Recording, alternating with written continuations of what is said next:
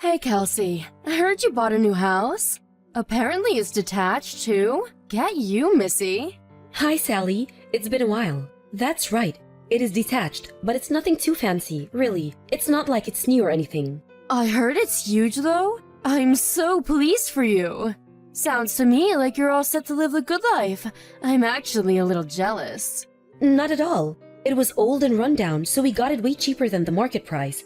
It might look okay from the outside, but believe me, we had our work cut out with the renovations and repairs. I wouldn't go as far as calling it huge, though it is a lot more spacious than the old one.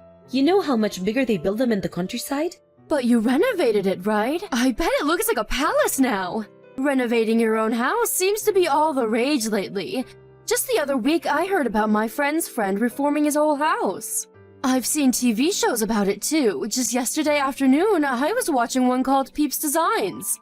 Everyone's doing it. Well, I guess you're not wrong. You do hear about it a lot now. Anyway, enough beating around the bush. Are you gonna tell me or what? When's the big day? When are you moving in? When? Next month. That's really soon. I wish you'd have told me earlier. I am your mother-in-law, you know. I did plan on telling you sooner. I've just been busy with all sorts of things, that's all. Sorry I kept you out of the loop all this time. That lazy son of mine almost never gets in touch with me, you know. I get the feeling that if I didn't text and call him, we'd never speak. I sometimes wonder if he still holds what happened between us. in the past against me. Do you by any chance mean that time you and his dad stole the money from his scholarship when he was in college? Oh, you know about that? Come on, dear. Stole is a bit drastic. Yeah, I know. I don't think it's drastic at all. I heard all about how you gambled away his entire scholarship fund on the slots at the casino. Oopsies. Weren't we just the naughtiest? Not just the casino either. My husband used his fair share on horse racing. He had to work 2 jobs while studying for a master's in biochemistry because of what you guys did. He told me it was the hardest period of his life. He literally had no free time and was getting by on cup noodles, 3 hours of sleep a night, and ungodly amounts of coffee. As if that wasn't bad enough on its own, he said your dad took most of his wages too. We were going through a really difficult patch back then. Without Anthony's help, we would have never been able to keep up with the absurd repayments on our debts. Can you believe it's even legal for them to make us pay that much? I know it can't have been very easy for my son, but, well, whatever. It's ancient history now. What is family for if not helping each other out in a pinch? Oh, I don't know. Maybe not getting them into pinches in the first place? Besides, Anthony ended up being the one responsible for the repayments on the scholarship money you stole. Not only that, but he had to bear all the burden by himself, and was threatened with expulsion from college if he didn't keep with them up. Is all of this true? Yup, sure is. What of it? Are you surprised? It was his scholarship. Obviously, he was going to be the one who paid it back. And of course, there would be consequences if he... Besides, it's not like we spent all of it. He had plenty left to use as he saw fit. It's an undeniable fact that some of it got spent on college stuff and living costs, you know. Books, stationery, food, and of the like. Of course he should pay it back. He signed the documents, so he has a duty. I just can't shake the feeling that his share of the burden was disproportionate with how much he actually got to spend on the stuff the scholarship was intended for in the first place. What exactly is the problem here? It all worked out in the end. He's working for a major global company now, right? Not only that, but you're rich enough to be able to afford a huge detachable house in the countryside, so things can't be all that bad. A few measly repayments on his scholarship are hardly gonna break the bank. This is hardly as dramatic as you're making it out to be. Most importantly, he agreed to do it. It's not like we did anything behind his back. I see. Anyway, forget that. This is old news, and we have much more important matters to discuss. Which reminds me, there was something I wanted to talk to you about. Something important? Yes, very, very important. Me and my husband have decided to move in with you both in your new house. Which means we'll be seeing you next month, Kelsey, my dear. Excuse me? Is my phone broken? Am I reading this right? You're moving in with us? You certainly are. You didn't think you were gonna be able to buy a big luxurious house like that and not share it with your beloved in-laws, did you? Let's be real here. That place is far too big for just... You'd be bored and lonely without us. It just so happens that me and my husband have been wanting to live in a big old house in the country for years now. It even has a yard, doesn't it? I'm so excited. I have all sorts of ornaments to decorate the lawn with. We couldn't believe it when we heard the news. The timing was so good anyone would think it was fate. Whoa, whoa, whoa! Just slow down a second, Sally. You can't just invite yourself to live with me and Anthony all of a sudden. Have you even mentioned it to him yet? Because this is the first time I've heard of it. Don't worry about him. He's always been a mommy's boy. He'll be over the moon when he finds out he's going to be able to see me every single day. He always was such a good, obedient child, and he's no different now. But still, it's not fair of you to spring this on us like this. That house was supposed to be for me and him to live in. We do have circumstances of our own, you know. What makes you think we're in any position to accommodate you? Circumstances? What kind of circumstances? Anthony's suffering with an illness. We found out a couple of days ago. He has cancer. What? Cancer? To get hit with a bombshell like that right before moving into our new place. We haven't come to terms with it yet and our heads are a mess. He hasn't started chemotherapy yet, but the doctors say things could get rough. We have a lot of preparing to do for the fight ahead. That's why we're simply not in any position to consider having you move in with us right now. On the contrary, all the more reason for us to move in with you. Let me help you nurse him back to health. This just settles it. We absolutely have to come now. It's times like this that family needs to pull together to be there for one another. No, it's fine, really. I can take care of things myself. The bottom line here is that we're in no position to take you in. Are you listening to me? It's not happening. I'm listening to you, but have you heard yourself? What you're saying is ridiculous. Why would you put all that pressure on yourself when there's someone offering to help you? Who are you, super nurse? What if you get sick too? What good is a convalescent bedridden mess to my poor son? Even if I just stick to housework, the burden on you would be a damn sight easier to deal with. Picture it. It's the ideal situation. I deal with everything around the house while you focus solely on nursing my boy back to health. Sure, it would be nice to be able to give him my undivided attention. Right?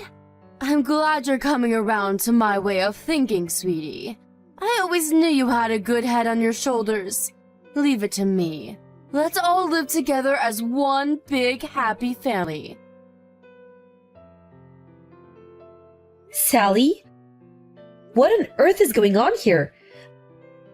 The house looks like a bomb site. I go out for one day and I come back to find the place looking like a hoarder's den? Welcome home, sweetie.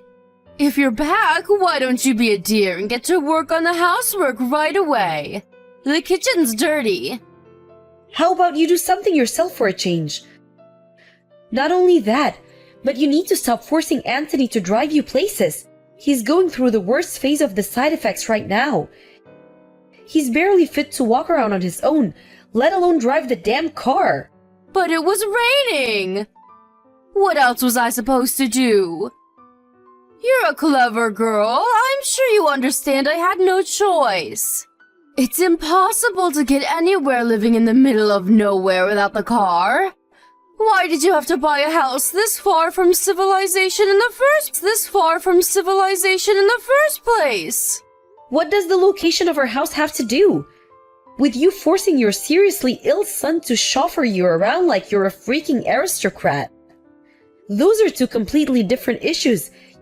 You have to stop this. I do wish you'd shut up already. You're like a broken record. If the thought of your husband driving the car is so unconscionable to you, why don't you take me out yourself? It's easy to talk, but are you willing to put your money where your mouth is? Where exactly do you need to go so desperately? You don't even have a job. I like going into town. We live in the middle of nowhere. There are nothing but farms and mountains for as far as the eye can see. I'd go senile sitting around the house all day. The only reason I get Anthony to take me places is because you're nowhere to be seen. He could rest more if you weren't so unavailable. Why do you think I'm not available? I do have a job. You know, my husband is in no fit to work, let alone drive a car. I'm working for both of us to make up for the hit we took with him. Having to take time off work. And we highly appreciate your efforts, sweetie. I assure you. That reminds me, I ran out of money again this week. Can I have another $400? Excuse me? Wow, are you saying you spent the money I gave you already? I only gave it to you 3 days ago. Oh, please, Kelsey, did you really expect that to last me more than 5 minutes? It was pocket change. I lost it all in the slots of the casino. You blew the money I gave you to get on by the slots? Oh my god, Sally, has your husband been going to the casino with you too? Who knows? He's probably walking around the streets with a can of beer in one hand and a cigarette in the other. I've seen him in 3 days. He's probably loitering in an alley somewhere, making people uncomfortable for all I know. I didn't want to have to say this to you, but you guys are spending too much money. I don't care if you're my in-laws. Wrong is wrong and this can't go on. We live together, for crying out loud. Would it kill you to have a little more consideration for me and your son? What's the problem? Are you saying me and my husband shouldn't have hobbies? If you're gonna be like that, I'll just ask Anthony instead. My darling boy. I know I can always count on him to look out for me. He'd go to the bank or rush out to find an ATM in a heartbeat if I asked him to. Don't you dare! He's undergoing cancer treatment, damn it! He's fast asleep and you will not bother him. Fine, you win. I'll give you more money. Excellent! I knew you'd see things my way before long. You're a smart cookie after all. Me and my husband are gonna need $400 each this time. You're asking me for $800? There's no way I can afford that. You'll have to get by on half. You greedy tightwad! Surely with the amount of hours you're working, epoxy $800 shouldn't be a big deal. I have to draw the line somewhere. You're gonna gamble us out of this house if you keep this up. What's the big deal? Just convince Anthony to retire early. He'll get a nice, juicy severance package, and our money worries will be a thing of the past. No way! Anthony loves his job. He's looking forward to going back to work. It's a huge motivating force for him. And I don't think he'd have it in him to fight this cancer with the same level of determination without it. If he quits, who's to say he won't lose the will to fight the disease? And then what? Stop being so selfish. It's time to face reality, Kelsey. My son is incapable of working as things stand, and that's not set to change anytime soon. How are new employees supposed to join the company with him clogging up the roster by being too stubborn to know when to leave? Leaving them hanging in the balance like that is unfair. It would be better for everyone if he just left. Don't even say things like that. My husband is no quitter. He isn't giving up and I won't give up on him. He will absolutely go back to work. I've never been more sure of anything in my life. Oh, to be young. One day, when you grow up, you'll realize blind faith never gets you anywhere. It's time to stop being so naive and childish and accept the harsh realities of life. Kelsey, I'm going for a few drinkies with the girls before I come home this evening. I won't be needing any supper. I see. In that case, I won't be able to come and pick you up. Please make your own way back in a taxi or get a lift from a friend. Huh? Are you joking? It's your day off work today. Are you telling me you'd rather laze around on your butt eating potato chips than give your elderly mother a lift home? I'm busy. Anthony's funeral might be out of the way now, but I still have tons of stuff to take care of. Ah, yes, the funeral. I was blown away by how big the turnout was. I had no idea he was loved and respected by so many people. He was always so shy and introverted. It's hard to imagine him having that many friends.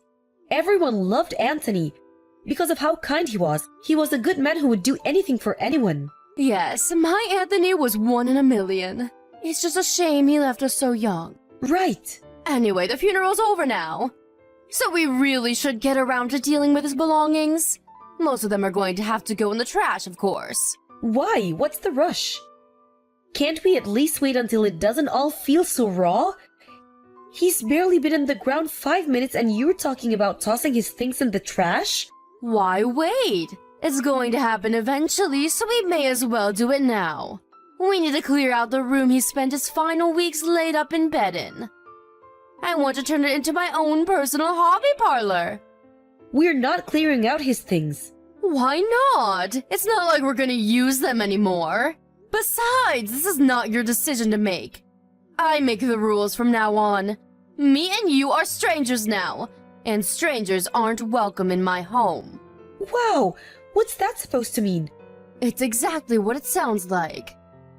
Without my son here, you're nothing more than a stranger, no different to someone I'd pass by on the street. Are you trying to kick me out of the house? Bingo! I knew you'd get it eventually. Well done, sweetie. Think about it. Me and you aren't related by blood. I tolerated you when my son was around for his sake, but there's no reason for us to carry on living together now.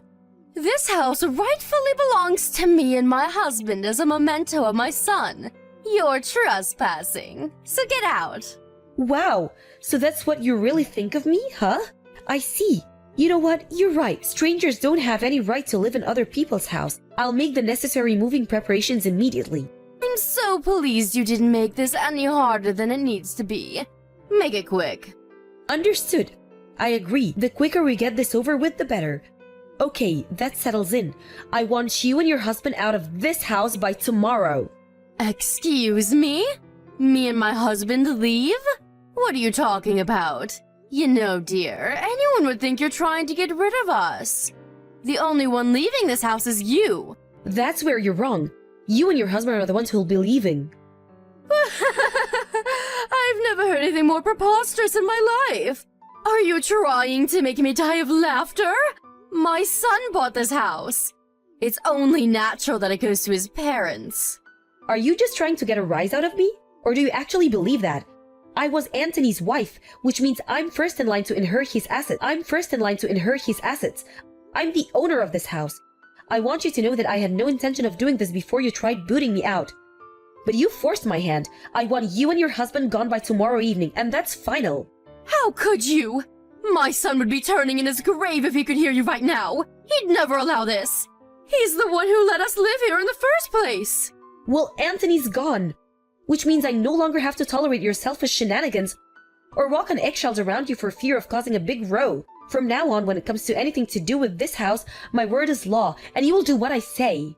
Why, you impertinent little upstart. You think you have the right to tell me what to do? I'm your mother-in-law. Show some respect. If you get cocky with me, it'll be the last thing you do. I promise you that. It'll be the last thing you do. I promise you that, little girl. You might not have realized this before because of how much I was holding back for Anthony's sake, but me and him are completely different. I have no intention of blindly obeying the irrational commands of a selfish, domineering control freak with delusions of grandeur. You have no authority over me, Sally. But you did everything I told you up until now. Why are you— I was so obedient all this time was for my husband's sake. He was in a bad enough way as it was with the cancer and the chemotherapy. The last thing he needed was me and you at each other's throats all the time.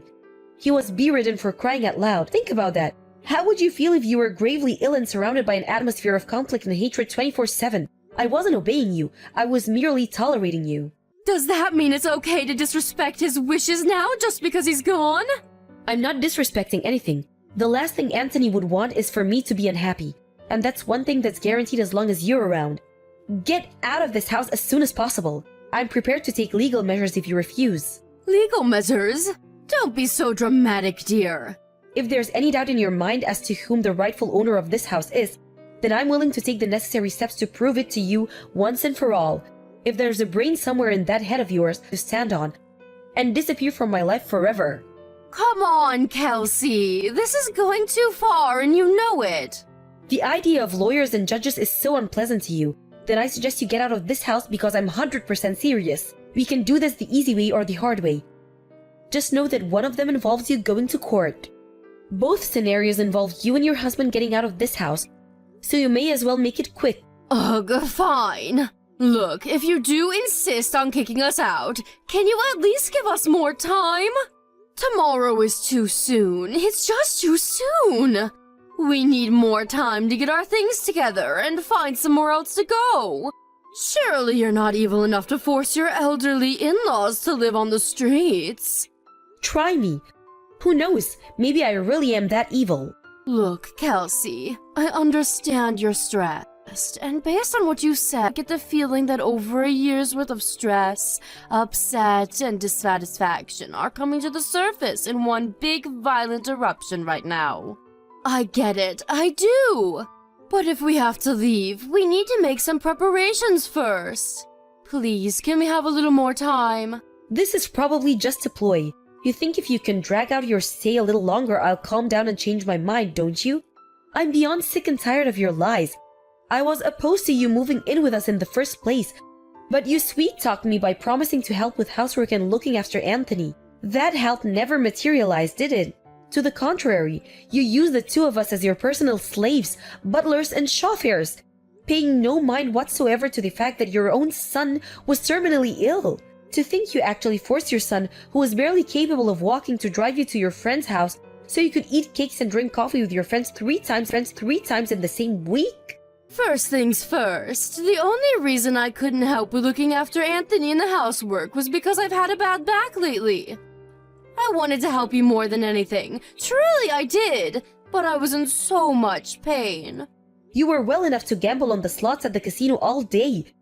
You should have been more than capable of lending us a helping hand every now and then. But no, it was nothing but excuses, and more excuses. You were the lady of the manor and we were your servants. I'm so fed up with you. Even this conversation is too much. Every message you send drains a little more of my energy. I want you out of my life. Can't you see how dramatic you're being? Can we at least have more time? Please, let's just put the brakes on all of this for a little while longer. I'm begging you. There will be no deferments. I've been deferring the whole time we'll live together. I'm done putting up with your crap. What the devil is going on? Why is all of our stuff piled up outside in the yard? I told you yesterday, you were to be gone by tonight. Read through the chat logs if you're struggling. I also made it clear there would be no deferments. Are you serious? You actually intend to kick us out onto the streets? How many times do I have to tell you? I'm not as soft as Anthony was. Besides, you said it yourself. We're strangers, right? Even so, that doesn't justify taking such extreme measures. You've crossed the line. My son would be so disappointed with you. Nope, actually. I don't think you could be more wrong. In fact, this is actually what Anthony wanted. Everything that's happening right now is happening with his approval. How the hell is that even possible? My son is dead. He told me before he passed, of course. He apologized for the inhuman amounts of stress I had to endure as a result letting you two move in with us. He broke down and apologized profusely in floods of tears. Then he told me that he wanted me to cut all ties with you once he was gone. Wait, what? There's no way my darling boy would ever say such a thing about his own mother. To the contrary, he made it very clear. There's no doubt about it. He was racked with guilt and regret over letting you live with us and wanted to make up for it at all costs, which he still could. He even put it into writing. He must have known you wouldn't believe me and would try pulling every trick in the book to escape your fate. No way. How could he do this? That boy used to do whatever I told him to. Tell me, Sally, why do you think he did whatever you told you? Why do you think he went along with your absurd demands? Why do you think he tolerated your god-awful behavior for so long? Don't you think it's a little odd? He didn't think the things I asked him to do were absurd. He was just a good boy with nothing but love and respect for his mother, plain and simple. Interesting. How do you explain him calling you a toxic parent then? He was fully aware you were exploiting him. Plus, causing me stress and suffering was the last thing he wanted to do. which is why he did consider saying no and refusing to let you live with us. Huh? But he gave in and accepted it by the end. Why do you think that might be? I didn't understand it all the time. If my parents were as toxic as you, I'd have to cut them out of my life a long time ago. Sure, you might struggle to get by now. You're officially homeless. But that's not my problem. Why, you ask? Why? Because my son was kind and caring. You and him couldn't have been any more different, you evil witch. Bingo! No matter what selfish, manipulative scumbags you are, you were his parents and he loved you. But one thing's for sure, he was the only person on this planet who was capable of that. Your single protector and ally is now gone. Are you going somewhere with this? What exactly is your point? You're pretty dense, huh? My point is, there's not a single person left in the world who loves you and your waste of space husband. Let's face it, you don't even love each other, do you? You're nothing more than a pair of pathetic vermin huddling together out of fear of being alone. What did you just... Vermin? How dare you? Don't get me wrong, I'm not saying you were always vermin. Huh? My husband told me everything. His childhood memories of you. He told me about how way back then, when your husband fell ill, you dropped everything to care for him around the clock. He told me about how you'd make up lunchboxes and take him for picnics, to the zoo or for scenic walks by the river. You took him anywhere and everywhere, and you stopped at nothing to make him happy, in spite of the illness. My son told you all that? But eventually you changed. You were around your rat of a husband for too long, and eventually you became vermin too. The only reason Anthony agreed to let you move in with us was because he remembered the good times. And he believed that somewhere, hidden away deep inside you, was the mom he used to know and love. He thought maybe you'd turn over a new leaf. I think he genuinely believed you when you said you were moving in to help out with the housework. And with looking after him, he accepted you with a heart full of hope. Hope? But that hope was smashed into tiny little pieces. You betrayed your son. I betrayed him? What are you even saying? Surely you don't believe that. There's an old candy tin in one of the boxes of your stuff out in the yard. Why didn't you take a look inside? What is it? It belonged to Anthony, but I have no need for it, so it's all yours. I said, what is it? Inside that tin is an origami gold medal. Remember it? Remember that time he caught an awful cold and had to drop out of the school track in field event? He'd been training so hard and couldn't wait to compete. He was so down in the dumps about the whole thing. So you made him that origami gold medal to make him feel better. Huh? This is that thing I made 30 years ago? He kept this the whole time? That medal meant the world to him because it reminded him of his precious childhood memories with you. He loved you. No matter how much you exploited and manipulated him, no matter how many good times you betrayed him. Oh my god, I had no idea he felt that way. It's too late to regret what you did now. Anthony's gone, and he's never coming back. What else did he tell you? He told you all about his childhood memories, right? There must have been more. Tell me. Oh, you're suddenly interested in your son now? I'm afraid I'm gonna have to say no. This has nothing to do with me. Please, I'll apologize for everything if you tell me. I'm begging you. The time of apologies has passed. There's no going back now. Anthony's gone. I hope you regret this. I hope the pain is unbearable, and I hope it tears away at your heart until the day you die. Now let me remind you one last time. This house is mine. Because I was the only one who gave your son the love he deserved. Not long after that, my father-in-law started causing a commotion outside the house, demanding I stop this nonsense at once and let them back in, but his wife soon shut him up. I can only think that what I said to her actually penetrated that big frosty wall around her heart. My mother-in-law, clutching that dirty old candy tin into her chest as if it was more important than life itself, took her husband and disappeared. I haven't heard from either of them ever since, and I heard through the grapevine that they ended up divorcing. It's been 2 years since I lost my husband now. I ran into his mom one time when I was laying some fresh flowers at his grave. As soon as she noticed me, she hung her head deep in shame and walked away, seeming to have none of the vigor or energy she was once so well known for. Something tells me she actually reflected on what she said.